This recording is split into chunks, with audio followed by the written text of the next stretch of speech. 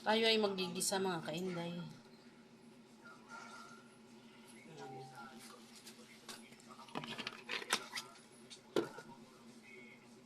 Mantika. Lagyan natin ng sibuyas, bawang, at luya.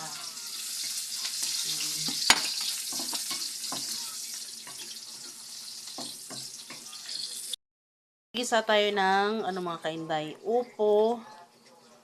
Yan. At bunga ng malunggay. Ito naman ay spinach na plain lang na spinach at saka saluyot. Ngayon ay bawal tayo mga kainday ng sahog. Sahog na karne. Hindi tayo nagkarne ngayon mga kainday. Gulay lang. At ang ating panglasa ay pork cubes. Okay na yan kasi baboy din.